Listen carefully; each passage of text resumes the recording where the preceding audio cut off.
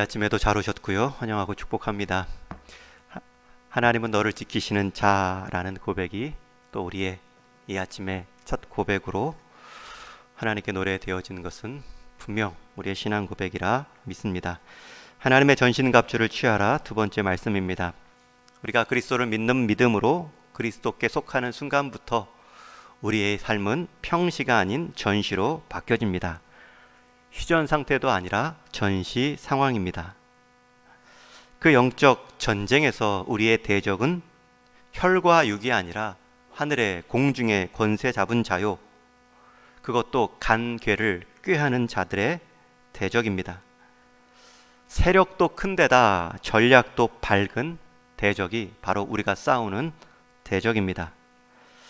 그래서 성경은 이 대적과의 싸움에서 모든 전투를 마친 후 우리가 서기 위해서는, 승리하기 위해서는 반드시 하나님의 병법을 따라야 하는데 먼저는 하나님의 전신갑주를 취하라 말씀합니다. 그리고 오늘 본문 14절부터 6가지 전신갑주의 무장이 나오죠. 오늘은 첫 번째, 두 번째 진리의 허리띠와 의의 호심경을 나눌 것입니다. 남은 3일간 또 2가지씩 나누고 마지막 기도에 관한 병법을 나눌 것입니다.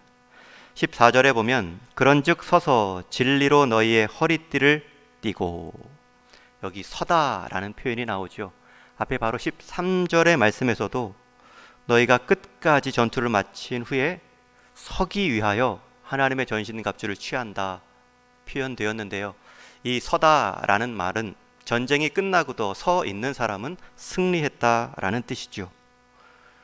그런데 싸움을 싸우기도 전에 첫 무장을 하는데도 그 첫 단어가 서서입니다. 이미 우리는 승리한 싸움을 싸운다라는 마음가짐이 필요하죠. 이길까 질까 두려움 가운데 참전하는 것이 아니라 이미 이긴 싸움을 지키기 위한 싸움으로 우리는 참전한다. 그런즉 서서 전쟁터를 보고 무장을 하는 것입니다. 그 무장은 두려움과 떨림이 아닌 이긴 싸움에 대한 담대함과 평안함 가운데 무장하는 것입니다. 그 첫 번째 무장이 너희의 허리띠를 띠고, 여기서 허리띠가 첫 번째 무장으로 나온 이유는 옷 입는 순서가 그 당시에는 허리띠를 매는 것이기 때문입니다. 고대 시대의 옷은 오늘날 우리의 옷처럼 상하가 거의 나뉘어 있지 않지요. 또 옷이 우리 몸에 딱 들어맞게 디자인되어 있지도 않습니다. 거의 상하 구별이 없을 정도로 긴 통옷을 입었고, 상하를 가르기 위해, 나누기 위해 허리에 허리띠를 맵니다. 그러면 위의 동작으로 아래가 영향을 받지 않고 또 아래 다리의 동작으로 위에 영향을 받지 않게 되죠. 또 묶는 순간 옷이 몸에 딱 고정되어 활동의 편안함을 가져다 줍니다. 허리에 띠를 제대로 매야 몸이 고정되고 위아래 자유로운 움직임이 보장받습니다. 가장 기본적인 차기가 허리띠입니다. 그래서 성경에서는 오늘 에베소서 전신갑주를 향해 허리띠를 띠라라는 표현뿐만 아니라 허리띠를 띠며 행동을 촉구하는 말씀들이 많이 나오죠. 겸손으로 너희 허리를 동이라, 무슨 띠를 띠라. 성경은 가장 기본적인 착의로 허리띠를 말합니다.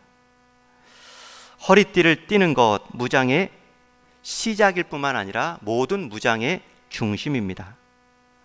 이처럼 허리띠는 중요합니다. 그런데 그 허리띠가 무슨 허리띠입니까? 사도 바울은 허리로 띠를 동이는데 고급 가죽 소가죽 띠로 허리를 동이라 말하지 않습니다. 무슨 허리띠입니까? 진리의 허리띠. 여러분, 싸움의 시작은 진리의 허리띠로 내 삶의 중심을 묶는 데 있습니다. 싸움의 시작은 진리요, 또 그 진리를 사수하는 것이 싸움의 목적입니다. 진리 없이는 우리의 남은 어떤 갑주도 몸에 완전히 장착하여 밀착하여 제대로 활동할 수 없습니다. 여러분, 진리가 무엇입니까? 일반적인 진리의 의미도 옳음, 불변, 영원의 뜻을 갖습니다. 그런데 성경에서 말하는 진리의 의미는 옳음, 불변, 영혼에 더하여 생명의 의미가 있습니다. 성경이 말하는 진리는 이론이나 사상이 아닙니다. 살아있는 것이고요, 살려내는 것입니다. 그래서 우리는 그 생명의 원천 대신 예수님을 우리는 진리의 예수님이라고 말씀하죠. 그리고 그 예수님께서 말씀하시는 말씀이 생명의 말씀, 진리의 말씀입니다. 예수님께서는 내가 곧 길이요 진리요 생명이다, 친히 자기를 소개하실 때 진리라는 단어를 쓰셨습니다. 그리고 오늘 본문 에베소서에서도 앞에 1장 13절 말씀해 보면 이런 표현이 나오죠. 우리 한번 같이 화면을 보고 읽겠습니다. 시작. 그 안에서 너희도 진리의 말씀 곧 너희의 구원의 복음을 듣고. 진리의 허리띠를 무장하라고 하는데요, 또 에베소서 1장에서는 진리의 말씀, 그 말씀이 곧 복음이다, 구원의 복음이다 말씀하죠. 여러분, 진리의 특징은 살아있는 것입니다. 그리고 살려내는 것입니다. 진리의 허리띠로 우리가 참전한다라는 의미는 싸움의 목적을 살리는 것, 내 생명을 지키는 데 있다는 것입니다. 그러기 위해서는 그리스도의 생명으로 싸워야 되고요, 그리스도의 말씀으로 싸워야 합니다. 이 지점이 중요합니다. 왜 싸우는가? 영적 전쟁인데 여러분, 대적의 제거 정도가 싸움의 목적이 아니지요. 우리의 생명을 지키고 생명을 풍성하게 하기 위해, 그것을 방해하는 것을 막기 위해 싸웁니다. 지난 여름에 이수신 장군의 한산도 대첩을 영화화한 한산이라는 제목의 영화를 봤습니다. 여기서 이제 하객진이 나오죠. 학처럼 날개를 펴서 일본의 함선을 모아놓고 한 포를 쏩니다. 그것이 하객진의 핵심이죠.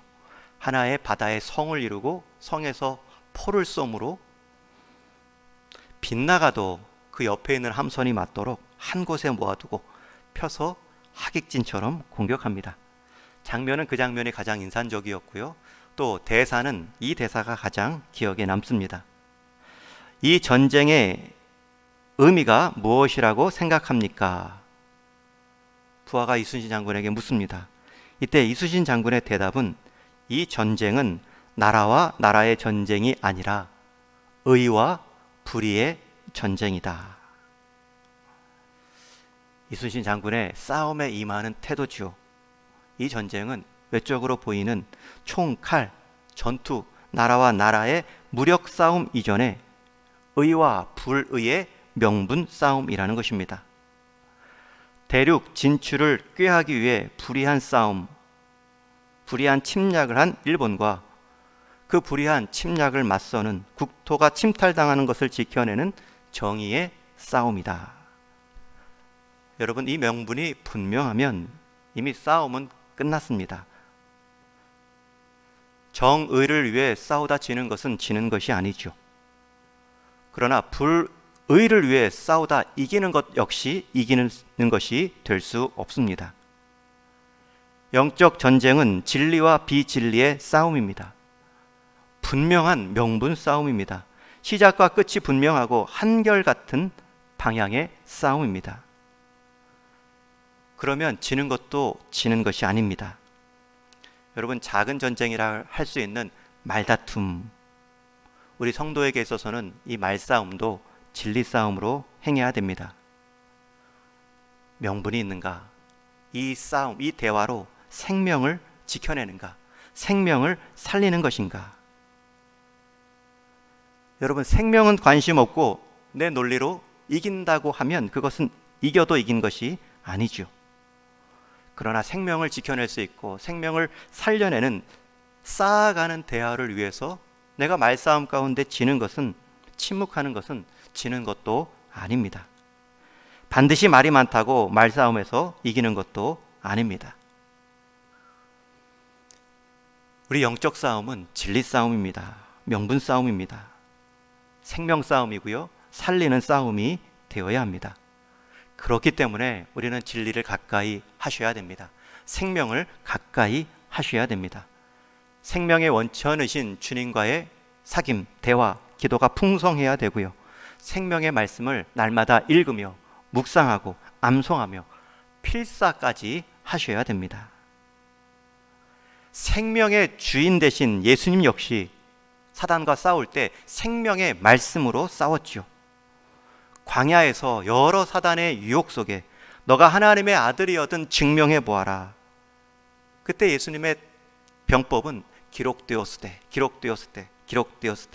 세 번의 유혹의 말씀을 세 번의 기록된 구약의 말씀을 인용하며 대응하십니다. 여러분, 세상은 자꾸 증명하라고 합니다. 그러나 그 증명하라여 다 우리의 시간을 소모하는 것이 아니죠. 이미 생명 있는 자는 생명을 지키는 것이, 진리를 지켜내는 것이 가장 큰 공격입니다. 예수님도 그렇게 싸우셨는데 우리 역시 그렇게 싸우는 것입니다. 진리를 위해 싸우시고 진리를 가지시고 싸우시는 여러분 되기를 바랍니다. 생명을 위해 싸우시고 생명을 지켜내는 싸움을 해 나가시기를 축원합니다. 두 번째 무장은 의의 호심경을 붙이고입니다. 호심경이라는 단어, 이전 성경 번역에는 흉패였습니다. 둘 다 이 말이 좀 어렵습니다. 호심경, 보호할 호자, 가슴 심자, 유리경자, 가슴을 보호하는 유리라는 뜻이겠죠. 장기, 심장을 보호하는 갑주입니다. 우리말로 조금 쉽게 풀었으면 가슴막이, 심장막이라고 말할 수 있겠죠. 여러분, 전투할 때에 때로는 팔이 잘려나갈 수도 있고 다리가 부러질 수도 있는 결정적 상처를 입을 수 있습니다. 그러나 그 결정적 상처가 반드시 죽는 상처는 아닙니다. 그러나 심장이 다치는 것은 작은 상처 부위일지라도 치명적 상처입니다. 게다가 심장은 움직일 수가 없습니다. 굉장히 수동적입니다. 방어하는데 수동형입니다. 손과 발은 피할 수라도 있고 심지어 머리도 돌릴 수 있는데, 심장은 자기가 이렇게 움직이며 방어할 수가 있는 부위가 아니죠. 게다가 심장은 앞뒤로도 공격받을 수 있습니다. 가장 치명적인 자리인데 가장 크게 노출되어 있죠. 그것을 막아내는 것이 바로 호심경입니다. 여러분, 그 호심경이 무엇으로 만들어졌습니까? 어떤 호심경을 붙이라고 말씀합니까?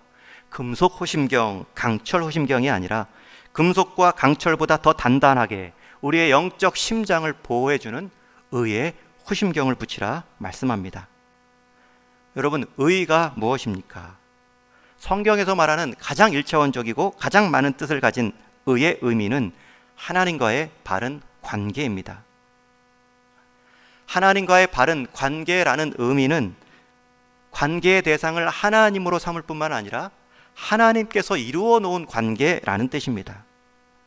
여러분, 우리는 스스로 하나님과 바른 관계를 맺을 수 있는 존재가 아닙니다.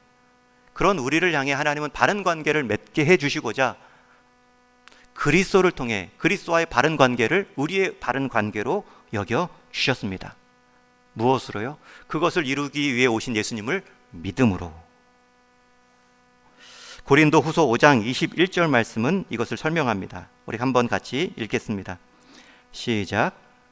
하나님이 죄를 알지도 못하신 이를 우리를 대신하여 죄로 삼으신 것은 우리로 하여금 그 안에서 하나님의 의가 되게 하려 하심이라. 우리가 스스로 하나님의 의를 이루거나 만들 수 없습니다. 왜냐하면 우리는 죄성을 갖고 죄로 인해 하나님과의 관계가 끊어졌기 때문입니다. 그런데 그 끊어진 관계를 바른 의로 이어주신 다리 역할을 해주신 분이 바로 그리스도입니다. 여러분, 이 의로움, 이것이 우리의 가슴 담대함을 지켜냅니다. 사단의 주요 전략 중에 하나가 너 같은 사람이 하나님의 자녀냐? 정죄입니다. 너 같은 사람이 무슨 기도하냐? 너 같은 사람이 무슨 예배자요? 직분자냐? 여러분, 그러한 거짓 정죄 가운데 우리의 마음 담대함을 지켜내는 것이 바로 하나님의 의입니다. 그것을 우리는 믿음으로 누리고요, 지킬 수 있습니다. 그것을 이신 믿음으로 칭의, 의롭다, 칭함받다, 또는 얻다라는 뜻의 이신, 득의라고도 말하지요. 여기서 의로움이라는 것은 하나님과의 바른 관계뿐만 아니라 그 관계가 더욱 심화되고 성숙해가는 성화도 포함됩니다. 여러분, 우리가 성화한다라고 말하면 하나님이 이루신 의가 부족해서 더 채워야 된다라는 뜻이 아니죠. 하나님이 이루어 놓으신 그 의의 계명은 생명의 씨앗입니다. 생명의 관계는 자라남의 특징이 있습니다. 그 하나님의 관계의 친밀함으로 자라나는 것이 성화입니다. 그래서 내가 하나님의 의로 관계를 확인할 뿐만 아니라 그 하나님과의 관계를 더욱 친밀함으로 가꾸어 가는 것, 그것이 가장 강력한 무장입니다. 모든 사단의 화살을, 정죄의 창을 막아낼 수 있는 호심경입니다. 여전히 사단은 우리를 넘어뜨리려 우리의 모습, 우리의 죄성을 가지고 공격합니다. 여러분, 앞에서 싸움의 명분이 진리의 허리띠라면 싸움의 담대함은 하나님과의 관계의입니다. 싸움의 시작은 내 생명을 지켜내는 것이라면 싸움에 계속 살펴야 될 것, 생명력이 있나 살펴야 될 것은 바로 하나님과의 관계 의로움입니다. 그럴 때 우리의 싸움, 사람 싸움이 아니라 하나님이 그리스도 안에서 나를 통해 이루어 가시는 하나님의 싸움이 되는 것입니다. 이것이 우리에게 담대함을 가져다 줍니다. 우리의 마음이 쭈그러들지 않도록, 우리가 넘어지는 죄성으로 인해, 반복된 죄된 습관으로 인해 마음 움츠러들지 않도록, 하나님께 등 돌리지 않도록 우리의 믿음의 담력을 지켜가게 합니다. 여러분, 그리스도를 믿는 믿음 때문에 우리는 하나님 앞에 계속 나올 수 있습니다. 그리고 계속 나옴으로 우리를 넘어지게 했던 죄는 계속 멀어져 갑니다. 너는 그렇게밖에 못 사는데 그러고도 하나님의 자녀냐? 또 그 죄를 지을 줄 알았다. 하나님이 죄를 용서하는 자판기도 아니고 또 너를 용서하겠느냐? 이제는 너를 쳐다보지도 않을 것이다 라는 정죄의 창으로 우리 가슴을 향해 정조준할 때마다 우리는 말해야 됩니다.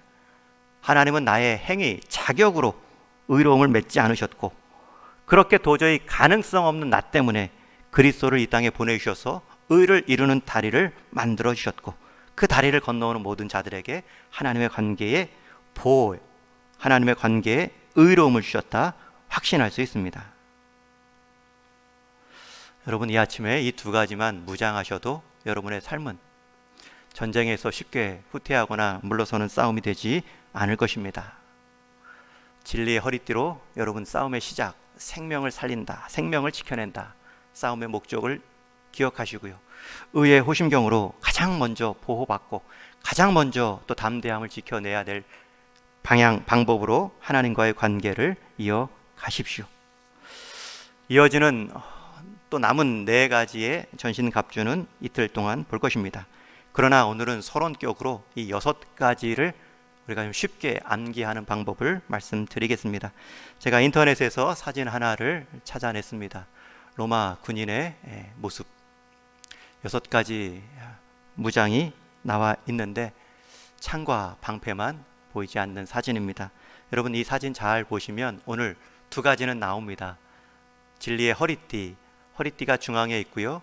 그리고 전쟁이기 때문에 통옷에 가까운 옷이 아니라 그 허리띠를 기반으로 해서 아래에 보호막같이 이렇게 내려진 것이 있죠. 그리고 의의 호심경, 가슴마기, 방패마기가 앞뒤로 있습니다. 그리고 복음의 신, 군화도 신고 있죠. 여러분, 이 3가지가 의복입니다. 이렇게 외우시면 좋습니다. 진리의 허리띠, 중앙, 위, 아래. 중앙에 허리띠, 위에 호심경, 아래에 복음의 신발. 그리고 나머지 3가지는 도구입니다. 머리에 투구, 믿음의 방패, 말씀의 검. 그러니까 중앙, 위, 아래, 머리, 좌우.